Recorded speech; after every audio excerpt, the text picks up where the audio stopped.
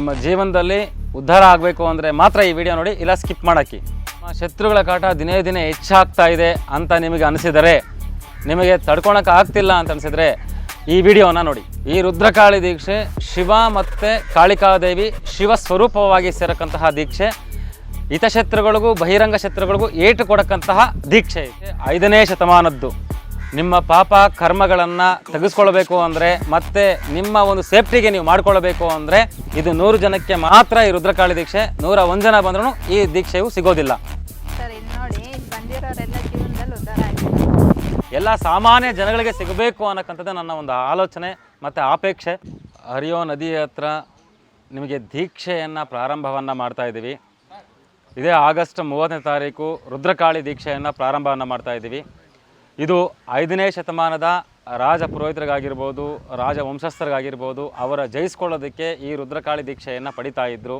ಅವರಿಗೆ ಯಾಕೆ ಅಂದರೆ ಯಾವುದೇ ಒಂದು ಕೆಲಸಕ್ಕೆ ಹೋದಾಗ ಅಪಜಯವನ್ನು ಸಿಗದಿರ ಜಯವನ್ನು ಸಾಧನೆ ಮಾಡಿಕೊಳ್ಳಲು ಈ ರುದ್ರಕಾಳಿ ದೀಕ್ಷೆಯನ್ನು ಕೊಡ್ತಾಯಿದ್ರು.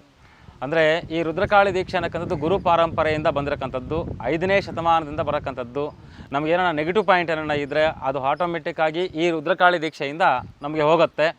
ಸೊ ಅದೇ ರೀತಿ ಈ ರುದ್ರಕಾಳಿ ದೀಕ್ಷೆಯಲ್ಲಿ ನಮಗೆ ಏನು ನಮ್ಮ ಕೆಲಸಗಳಾಗಿರುತ್ತೆ, ಜನಾಕರ್ಷಣೆ ಆಗಿರ್ಬೋದು, ನಮ್ಗೆ ಯಾರನ್ನ ನೆಗೆಟಿವ್ ಥರ ಮಾಡಿದಿರೋ ಥರ ಆಗಿರ್ಬೋದು, ಅದೆಲ್ಲ ಈ ರುದ್ರಕಾಳಿ ದೀಕ್ಷೆಯಿಂದ ನಿಮಗೆ 5 ಥರ ವಿದ್ಯೆಯನ್ನು ಹೇಳ್ಕೊಡ್ತೀವಿ. 1 ಅವರ್ ಕ್ಲಾಸಸ್ಸನ್ನು ಇರುತ್ತೆ. ಆ ಕ್ಲಾಸನ್ನು ಮುಗಿಸ್ಕೊಂಡು ಆಮೇಲೆ ನಿಮಗೆ ರುದ್ರಕಾಳಿ ದೀಕ್ಷೆಯನ್ನು ಪ್ರಾರಂಭವನ್ನು ಮಾಡ್ತೀವಿ. ಈಗ ಈ ರುದ್ರಕಾಳಿ ದೀಕ್ಷೆ ಯಾರೆಲ್ಲ ಮಾಡಿಸ್ಬೋದು, ಯಾವೆಲ್ಲ ಸಮಸ್ಯೆ ಇರೋರು ಬರ್ಬೋದು, ಮಾಡಿಸ್ಬೋದು? ಈ ರುದ್ರಕಾಳಿ ದೀಕ್ಷೆ ಅನ್ನಕ್ಕಂಥದ್ದು ಗಂಡಸರು ಮತ್ತು ಹೆಂಗಸರಿಗೆ 14 ವರ್ಷದಿಂದ 65 ವರ್ಷದೊಳಗಡೆ ಈ ರುದ್ರಕಾಳಿ ದೀಕ್ಷೆ ಪ್ರಾರಂಭವನ್ನು ಮಾಡ್ಬೋದು. ಯಾರು ಬೇಕಾದರೂ ತಗೊಳ್ಬೋದು. ಯಾರು ಅಂದರೆ ನಮಗೆ ಈ ಥರ ಮನೆಯಲ್ಲಿ ಅವ್ಯವಸ್ಥೆಯನ್ನು ನಡೀತಾ ಇದೆ, ಯಾರೋ ಮನೆಗೆ ಏನೇನೋ ಮಾಡ್ತಿದ್ದಾರೆ, ನಮಗೆ ಯಾವ ಥರನೂ ಧನಾಕರ್ಷಣೆ ಆಗ್ತಾ ಇಲ್ಲ, ಭೂಮಿ ತೊಗೊಂಡ್ರೂ ಲಾಸ್ ಆಗ್ತಾ ಇದೆ. ಸೊ ಈ ಥರದಲ್ಲಿ ಯಾವ ರೀತಿ ನೀವು ಆಕರ್ಷಣೆಯನ್ನು ಪಡ್ಕೊಳ್ಬೋದು, ಜನಾಕರ್ಷಣೆ ಯಾವ ರೀತಿ ಪಡ್ಕೊಳ್ಬೋದು, ಈ ರುದ್ರಕಾಳಿ ದೀಕ್ಷೆ ಅನ್ನಕ್ಕಂಥದ್ದು ಯಾವ ಪ್ರಭಾವವನ್ನು ತೋರಿಸುತ್ತೆ ಅನ್ನಕ್ಕಂಥದ್ದು ನಮ್ಮ ಒಂದು ಸಂಸ್ಥೆಯಿಂದ ಎಲ್ಲ ಸಾಮಾನ್ಯ ಜನಗಳಿಗೆ ಸಿಗಬೇಕು ಅನ್ನಕ್ಕಂಥದ್ದು ನನ್ನ ಒಂದು ಆಲೋಚನೆ ಮತ್ತು ಅಪೇಕ್ಷೆ. ಅದೇ ರೀತಿ ಈ ರುದ್ರಕಾಳಿ ದೀಕ್ಷೆಯನ್ನು ಕೊಡ್ತಾ ಇದ್ದೀವಿ. ಮತ್ತು ನಮಗೆ ನಮಗೆ ಈ ಥರ ತಂತ್ರದಲ್ಲಾಗಿರ್ಬೋದು, ಮಂತ್ರದಲ್ಲಾಗಿರ್ಬೋದು, ಮತ್ತು ಪುರೋಹಿತರಾಗಿರ್ಬೋದು, ಜ್ಯೋತಿಷರಾಗಿರ್ಬೋದು, ತಂತ್ರ ಪಂಡಿತರಾಗಿರ್ಬೋದು, ಇವರೆಲ್ಲ ಈ ದೀಕ್ಷೆಗೆ ತೊಗೊಳ್ಬೋದು. ಏನಕ್ಕೆ ಇವರೆಲ್ಲ ತೊಗೊಬೋದು? ನಮ್ಮ ಶಕ್ತಿ ಹೆಚ್ಚಿಸ್ಕೊಳ್ಳೋದಕ್ಕೆ. ಅಂದರೆ ಏನನ್ನ ಒಂದು ಕೆಲಸವನ್ನು ಮಾಡಬೇಕಾದ್ರೆ ನಮ್ಮ ಹತ್ರ ಒಂದು ಶಕ್ತಿ ಇರಬೇಕು. ಆ ಶಕ್ತಿ ಅನ್ನಕ್ಕಂಥದ್ದು ಎಲ್ಲಿಂದ ಬರುತ್ತೆ, ಯಾವ ಬೀಜಾಕ್ಷರದಿಂದ ಬರುತ್ತೆ, ಯಾವ ಅನುಕೂಲದಿಂದ ಬರುತ್ತೆ ಅನ್ನಕ್ಕಂಥದ್ದು ವೆರಿ ಇಂಪಾರ್ಟೆಂಟ್ ಆಗಿರುತ್ತೆ. ಅದೇ ಅಂದರೆ ರುದ್ರ ಮತ್ತು ಕಾಳಿ, ಈ ರುದ್ರಕಾಳಿ ಅನ್ನಕ್ಕಂಥದ್ದು ಎರಡೂ ಶಿವಶಕ್ತಿಯಾಗಿರುತ್ತೆ. ಈ ಶಿವಶಕ್ತಿ ಸ್ವರೂಪವಾಗಿರಕ್ಕಂಥದ್ದು ಈ ರುದ್ರಕಾಳಿ. ಅಂದರೆ ಈ ರುದ್ರಕಾಳಿ ಎರಡು ಅಂದರೆ ಶಾಂತವಾಗಿ ಇಡಿಸುತ್ತೆ. ನಿಮ್ಮನ್ನು ಯಾವ ಟೈಮಲ್ಲಿ ರೌದ್ರಾವತಾರವನ್ನು ಮಾಡಿಸ್ಬೇಕು, ನಿಮ್ಮ ಶತ್ರುಗಳ ಹತ್ರ ಯಾವ ಥರ ರೌದ್ರಾವತಾರವನ್ನು ಮಾಡಿಸ್ಬೇಕು ಅನ್ನಕ್ಕಂಥದ್ದು ಈ ದೀಕ್ಷೆಯಲ್ಲಿ ಗೊತ್ತಾಗುತ್ತೆ. ಈಗ ರುದ್ರಕಾಳಿ ದೀಕ್ಷೆನ ನೀವು ಹೊರಗಡೆ ಎಲ್ಲಿ ಬೇಕಾದ್ರೂ ಮಾಡ್ಬೋದಾಯ್ತು, ಈ ಹರಿಯ ನದಿನಲ್ಲಿ, ಅದರಲ್ಲೂ ಶ್ರೀರಂಗಪಟ್ಟಣದಲ್ಲಿ ಯಾಕೆ ಮಾಡಬೇಕು ನೀವು? ಅಂದರೆ ಶ್ರೀರಂಗಪಟ್ಟಣದಲ್ಲಿ ಯಾಕೆ ಮಾಡಬೇಕು ಅಂದರೆ ಇದು 3 ನದಿಗಳು ಸೇರಕ್ಕಂಥದ್ದು ನದಿ. ಶ್ರೀರಂಗಪಟ್ಟಣದಲ್ಲಿ ಯಾಕೆ ಅಂದರೆ ಹರಿಯೋ ನದಿಯಲ್ಲೇ ಕೊಡಕ್ಕಂಥದ್ದು ಇದು ರುದ್ರಕಾಳಿ ದೀಕ್ಷೆ. ಇವಾಗ ಪಂಚಕಾಳಿ ದೀಕ್ಷೆ ನಾವು ಎಲ್ಲಿ ಬೇಕೋ ಕೊಡ್ಬೋದಾಗಿತ್ತು, ಹರಿಯೋ ನದಿಯಲ್ಲೇ ಕೊಡೋ ಅವಶ್ಯಕತೆ ಇಲ್ಲ. ಮತ್ತು ನವಕಾಳಿ ದೀಕ್ಷೆಯಲ್ಲಿ ಅಂದರೆ ಕೊಡಬೋದಾಗಿತ್ತು, ಕಲ್ಯಾಣಿ ಭಾಗದಲ್ಲಿ ಕೊಡ್ಬೋದಾಗಿತ್ತು. ಈ ಹರಿಯೋ ನದಿ ಅಂದರೆ ನಮ್ಮ ಪಾಪ ಕರ್ಮಗಳು ಹೆಂಗೆ ಹರಿಯುತ್ತೋ ಅದೇ ರೀತಿ ಈ ರುದ್ರಕಾಳಿ ದೀಕ್ಷೆಯನ್ನು ನದಿಯಲ್ಲೇ ಕೊಡಬೇಕು ಅಂತ ಇದೆ. ನದಿ ಆಗಿರ್ಬೋದು, ಸಮುದ್ರ ಆಗಿರ್ಬೋದು, ಈ 2ದಲ್ಲೇ ಕೊಡಬೇಕು, ಬೇರೆದಲ್ಲಿ ಕೊಡೋಂಗಿಲ್ಲ. ಮತ್ತು ಗರಿಕೆಯಿಂದ ಇದನ್ನು ಕೊಡ್ತೀವಿ, ಮತ್ತು ಕೆಲವೊಂದು ಲವಣಗಳಿಂದ ಇದನ್ನು ಕೊಡ್ತೀವಿ, ಕೆಲವೊಂದು ಅಂಶಗಳಿಂದ ಅಂದರೆ ಯಾವ ರೀತಿಯನ್ನು 5 ಥರ ವಿದ್ಯೆಯನ್ನು ಕಲಿಸ್ತೀವಿ.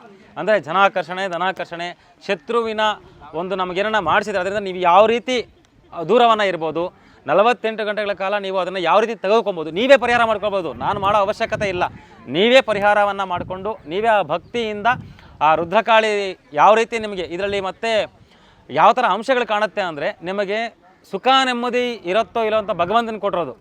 ಅಂದರೆ ಈ ದೀಕ್ಷೆಯಿಂದ ನಿಮಗೆ 70ರಷ್ಟು ಒಳ್ಳೆಯದಾಗತ್ತೆ ಅಂತ ನಾನು ಭರವಸೆಯನ್ನು ಕೊಡ್ತೀನಿ.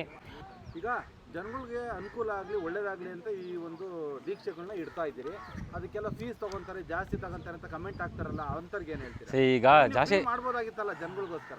ಖಂಡಿತ ನಾನು ಫ್ರೀ ಮಾಡ್ಬೋದಾಗಿತ್ತು. ಗುರುದಕ್ಷಿಣೆ ಅನ್ನಕ್ಕಂಥದ್ದು ಒಂದು ಇರುತ್ತೆ. ಇವಾಗ ಲಕ್ಷಾನುಗಟ್ಟಲೆ, ಈಗ ಒಂದು ಎಕ್ಸಾಂಪಲ್ ನನ್ನ ಮನೇನೇ ನಾನು ಗುರುಡೆ ಒಬ್ಬರ ಹತ್ರ ನಾನು ತೊಗೊಂಡೆ 40 ಸಾವಿರ ಕೊಟ್ಟೆ ಅಂತ ಹೇಳಿದ್ರು.